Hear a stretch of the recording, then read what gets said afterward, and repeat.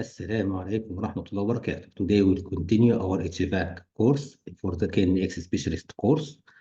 Last few sessions, we talked about the basics. We talked about how heat generators work, the types of heat generation we have, the types of radiation we have. We talked about legal framework, and we talked also about drinking water.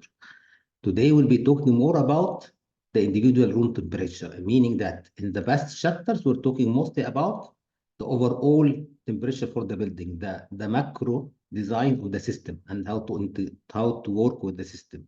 Today we'll be talking about how each room should work and how the system controls each room. So we start with the individual room temperature control. Going further, compared temperature control with radiator thermostat, this is the old one. KNX individual room temperature control has been advantage for increased energy efficiency and comfort. So the concept today we'll be discussing is the individual room control. That each room should have its own temperature and its own control for the temperature, which of course will help in saving more energy because you don't have to adapt the whole building or the whole flat based on one temperature, but you can customize, you can even turn off temperature from one room and not in another room. So the basic principle is very simple. So you have two parts in here. Remember what we talked when we talked about steering and adjusting. So the basic principle is based on adjusting, okay? So in adjusting, we remember that we had a comparator, okay? Comparing the actual temperature and the set point temperature. And then the comparator gives you a value, and the value goes to the control path. And based on the control path, the valve will be open, depending on the valve itself. Is it open, closed, or it is PID valve? Okay. So the idea here is that you divide the system for two parts. One part to call mostly room thermostat. Okay. Sometimes we say it RT. And the room thermostat is the interface for the user. So you as a user, you don't see how the system works, but you see this room thermostat, okay? And this room thermostat, you have a lot of functions, but mostly you are using it to see the current temperature and the temperature that you want to achieve. Of course, you can have more control over the fan, over the mode, but this is what happens. And this room thermostat is responsible for giving you the control difference that will go to the controller, to the actuator, which will help adjusting the FCU or the AC unit to give you the heat or the cold value that you need. And then the room thermostat will also keep looking, comparing, and adjusting the value based on that. This is the main concept. Going further, so the individual room controller is mostly a control for the BI, okay? So instead of PI controller and thermostatic valves, we are using the PID or PI together. Okay, the set point temperature can be adjusted. This is the temperature that I want to reach. So this can be adjusted automatically or manually from different locations. So in each room, I have an individual room thermostat, so I can adjust the set point temperature, the temperature that I want to reach in each room. Okay, I can also add something like a window contact. So a contact or door sensor contact that will be placed on the window to make sure that if the window is opened, then I have to adjust my temperature based on that the window is open. So imagine you are in the cold and the temperature outside is very cold and you kept the window open. So whatever you are trying to reach in this settings, you will not be able to reach your set point temperature. So in this way, the thermostat or the function of the device will take another function like frost protection, okay? Temperature energy saving, because you're just wasting energy, okay? Some of them even will give you an error in the system telling you that the window is open, the FCU will not work, or the AC will not work. And we use it a lot, by the way, also in hotels, okay? You can also have a presence detector, okay? To differentiate that.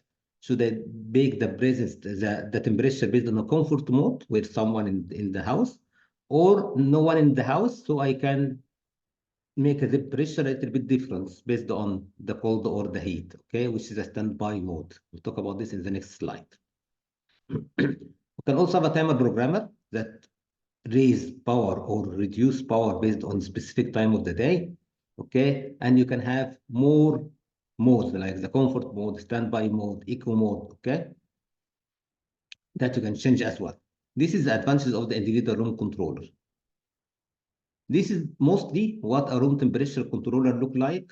Of course, this can be a device like a screen, like a keypad or a screen. So a touch screen where you have one of the pages as a room controller, and we'll see this inshallah in the practical part in the advanced course, where you configure the temperature or the room controller together with the fan coil unit to work together. We'll do this in the advanced course in the practical part.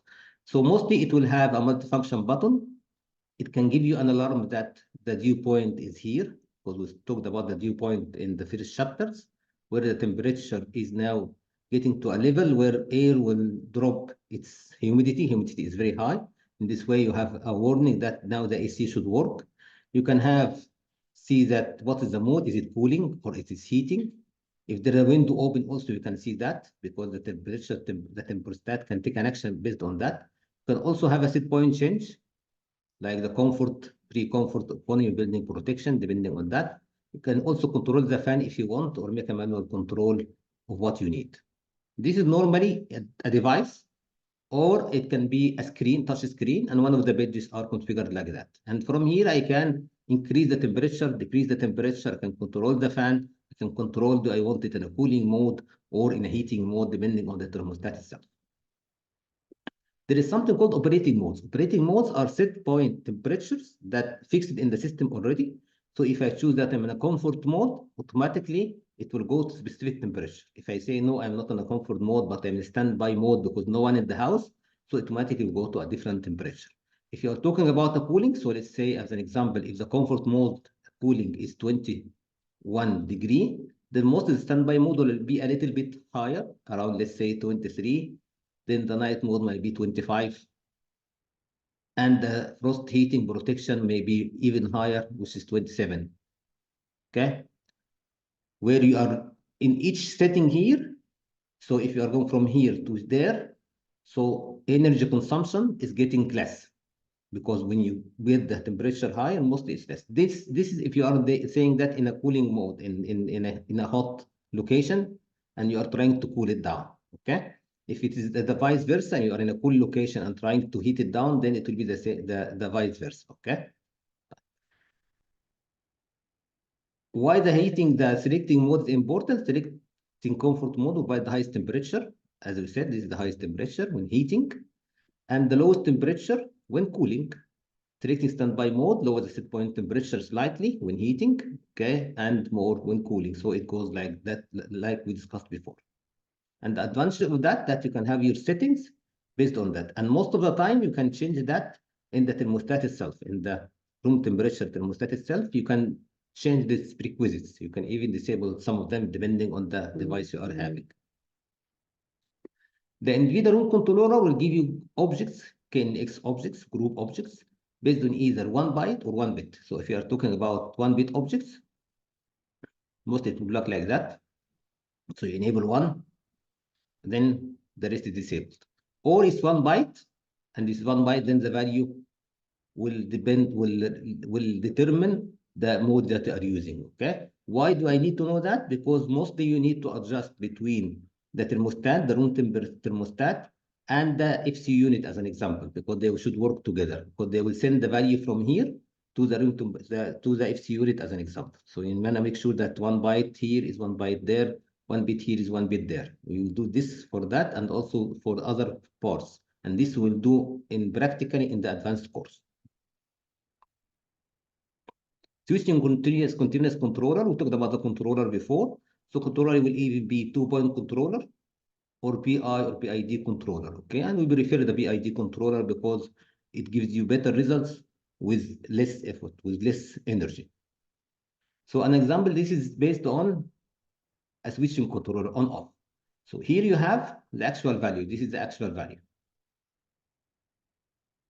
the current value, okay? And this is the set point value, okay? This is what you want to reach. And then this is the result. So the actual value, as you can see, is shooting high. Then the PI, the switching controller will start opening the valve, okay, to make it trying to reach the set point value. Of course, it will not reach and stay there. Okay, so it will be a little bit lower. Then now you switch again to get it higher. So you are fluctuating between high and low, as you can see in this area. So the average you are getting is the set point value. Okay, very good. So there will be some fluctuation. Of course, we'll talk later that if you try to make the actual value very close to the set point value, then these settings will be very hard to reach.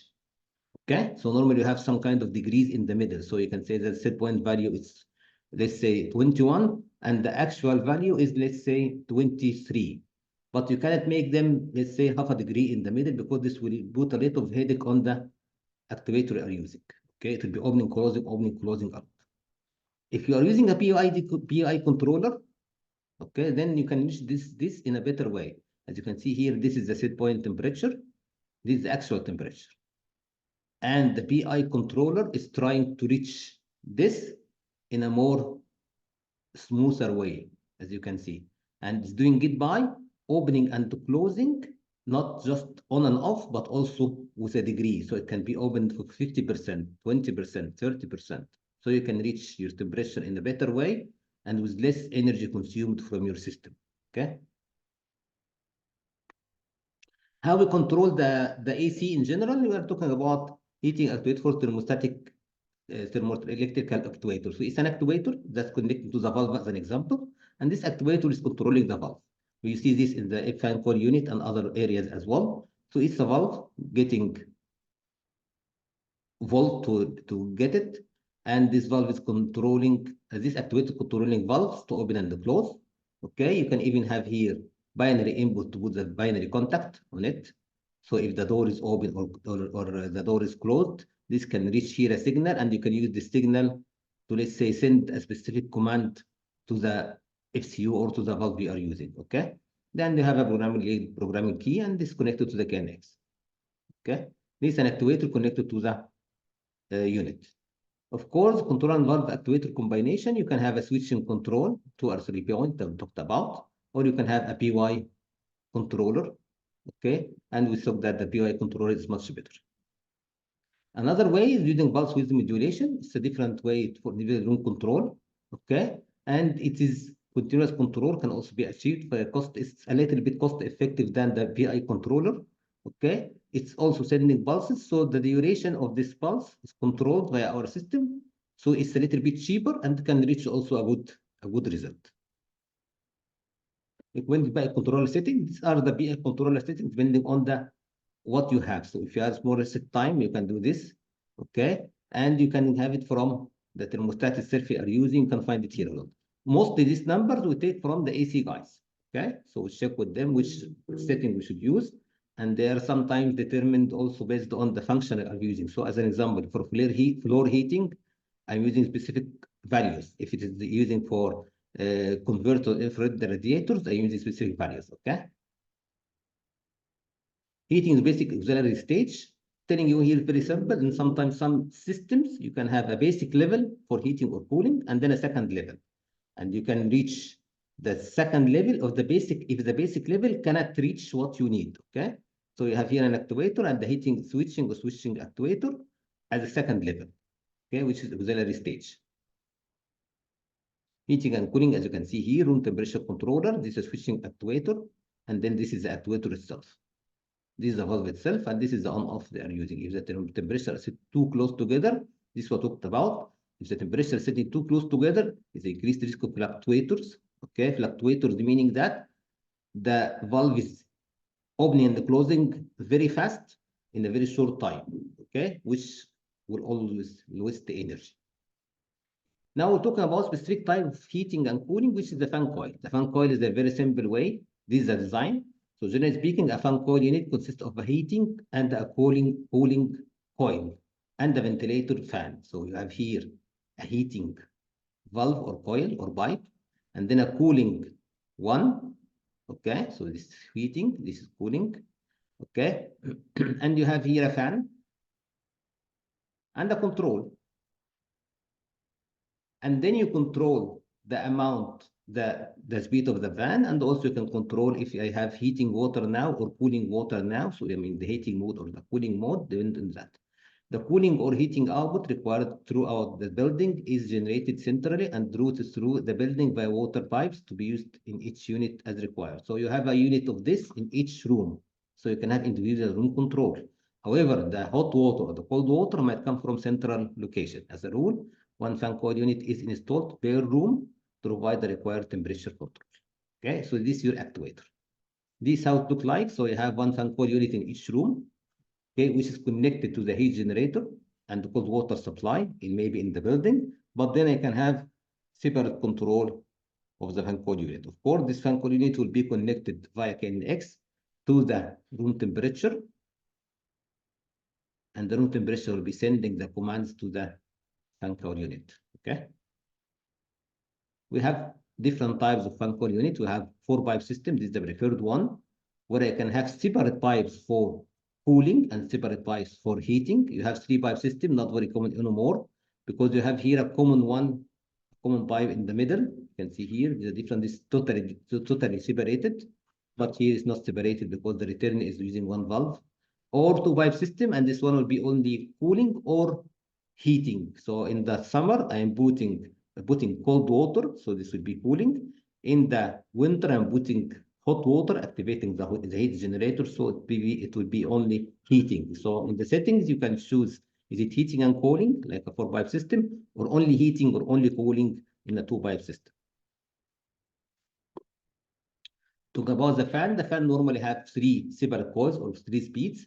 And as we said before, you can have the fan based on staging, okay, or based on separate values. Sometimes even you have it in 1 byte or 1 bit. So the actuator will never activate 2 speeds at the same time, or thus avoiding damage. And the configurable dwell time between the steps is observed automatically. You will see that in the practical, that to increase from 1 speed to another speed, there is some time, okay, taking to make sure that the fan is not just going like that.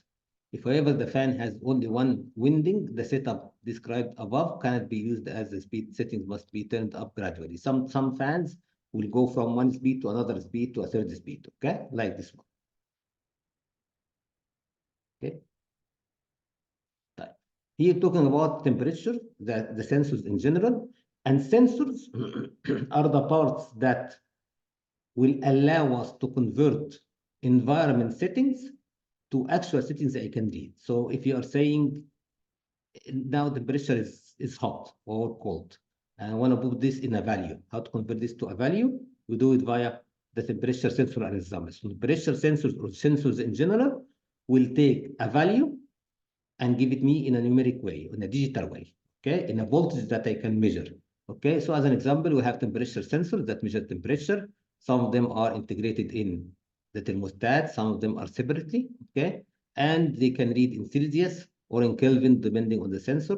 And these are the group objects or the DBT type related to the temperature sensor. And you make sure always that if you are trying to take a temperature sensor and bind it via KNX to a screen, that you are using the same DBT type or the same measuring unit. So if you're using Celsius here, then also configure the other one as Celsius, okay? Not to differentiate, otherwise you'll get different reading. Another sensor is the brightness sensor, okay, which is measuring the amount of lux, amount of light, okay? And also it has this DBT, okay? And there is this outdoor brightness sensor. This is indoor brightness sensor, and they come in different shapes, okay? Another sensor is the wind sensor, which you measure the speed of the wind. One is a moving one. You can see this one is moving. This one is not moving, okay? This without moving parts. And mostly they are outdoors, so you put them outside so they can give you a measuring of the wind speed. Depending on the wind speed, you can take an action like closing the shutters as an example, okay? And mostly they are taking the wind speed using a meter per second, okay? And most of the sensors, by the way, are using float, 2 bytes, float value that we talked about it before. You see, most of them are using 2-byte float, okay? Good. Rain detectors are sensors that also will put outside to detect rain. So rain sensor detect precipitation. This can be used in combination with actuators, for example, to prevent a sunshade from getting wet and damaged. So if you have a sunshade and then it's raining, then maybe you need to close it so it's not getting water on it, or switch irrigation system off to save water, or since it's raining, so I don't want to irrigation to work because I want to save water. Okay, so you can use also this rain detectors. Okay, and normally it is not giving me amount of, but giving you is it rain, so there is an alarm, or there is no alarm, so it's only 1 bit. Okay. Another one is a solar radiation sensor. This one is measuring the amount of power density. Okay, in what per meter square.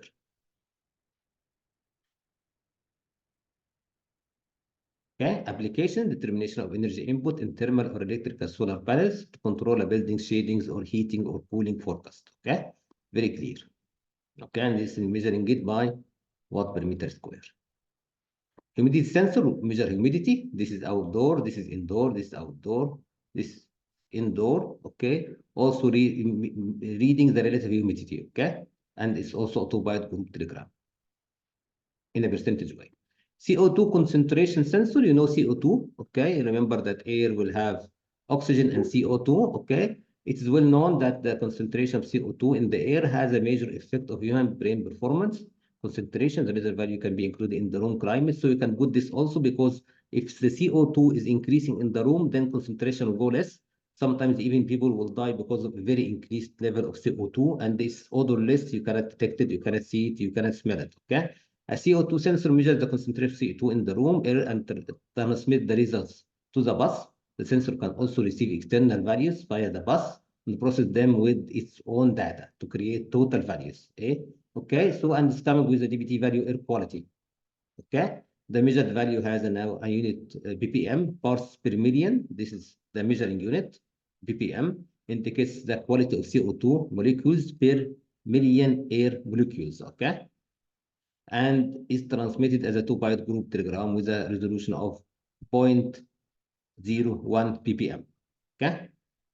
Another sensor is very important called weather station, where you have a combination of sensors. Okay, so the weather station combines several of the measurements described above, including temperature, solar radiation, sun angle, wind, precipitation, and humidity in one device. So weather sensor, and we'll use weather stations in our KNX advanced course in the practical part, will have many sensors integrated in one device. So maybe wind, lux, humidity, maybe rain in one device. Mostly it's an outdoor device. This is, as an example, this is the indoor point, and then to be connected to a sensor. And sometimes it come like that, okay, where you just get the KNX cable and connect it to your system directly. Okay, that was the chapter about this. Okay, now we'll talk about connecting heating and cooling system, where we connect, how we connect heating and cooling systems together. Okay.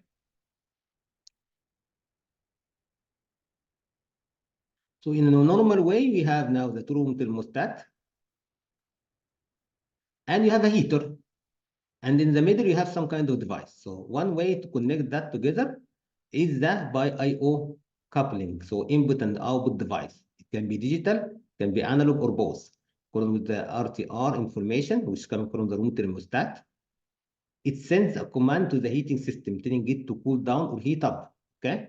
For example, if a one is set, the digital output switches and the heating system starts to heat up. Temperature the heating should use depends on the output voltage of the analog actuator. So the actuator will send to the heater or the boiler to activate it or deactivate it based on the value coming from the room thermostat. So this is using I/O coupling. Okay, input output. Okay, or 1 and 0, not input output. Sorry, it's 1 and 0 device. Okay.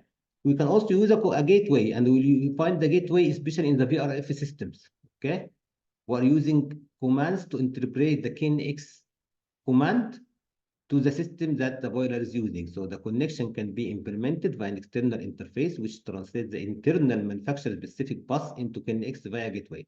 So the bus, the KNX sending command, which should be interpreted based on the manufacturer. This is why we say the gateway, and we use this mostly in the VRF systems, where you have different manufacturers, and the unit is depending mostly on the manufacturer.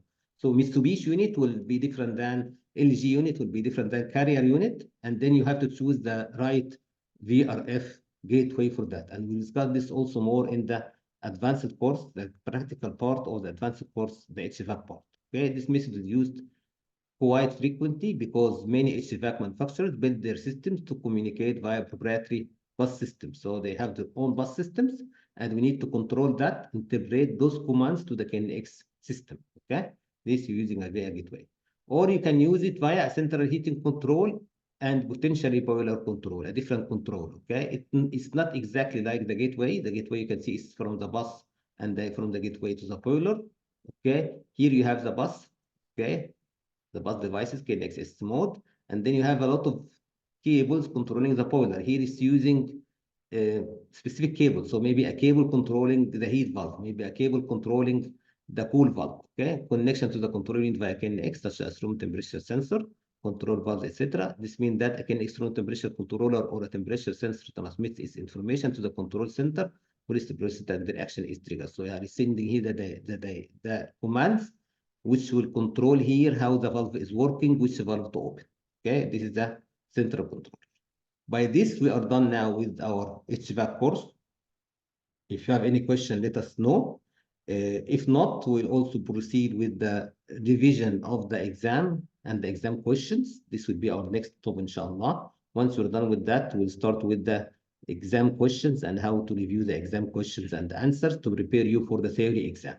A big part of the if the HVAC course is also covered in the advanced course, but in the advanced course we talk more in a practical way, how to program FCUs together, how to program thermostats together. Okay, how to see this in a real action. Okay, if you have any question, let us know, and see you inshallah Rabbil Alameen in the next time in the